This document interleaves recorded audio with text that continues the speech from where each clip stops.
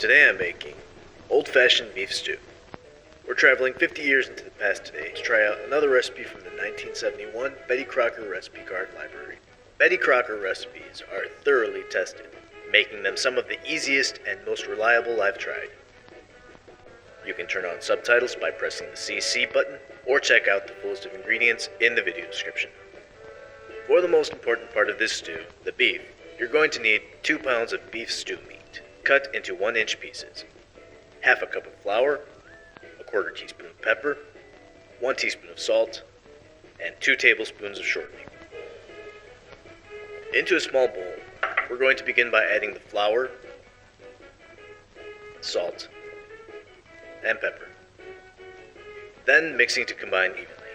Next, we're coating the cut beef pieces with the flour a little at a time, and attempting to coat evenly.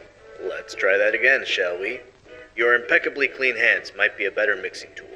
Just work the flour into all the sides, adding more flour until completely coated. Now we're adding the shortening to a rather large pot and heating to melt completely, before adding in all the meat and browning completely. Conveniently tucked into the decor, I've got 6 cups of hot water, which will be poured into our meat nuggets and brought to a boil. Give it a quick mixing to make sure the meat isn't stuck to the bottom. Then, reduce the heat, cover, and simmer 2 hours. Then, we will begin adding in our vegetables.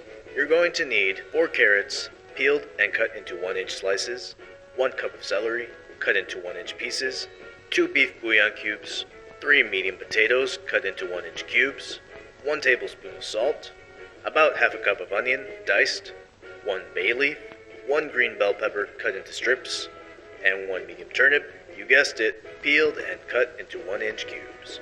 Into this delicious meat water, we're then going to add our potatoes, carrots, turnips, green pepper, celery, onion, salt, bouillon, and stir to combine evenly.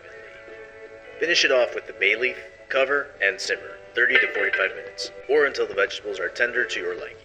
I'm going to thicken my stew, so I'm pulling out the bay leaf and mixing 1 cup of cold water with 4 tablespoons of flour in a covered jar and shaking until blended. Into the stew it goes to join its meaty friends. Stir constantly as you heat to boiling.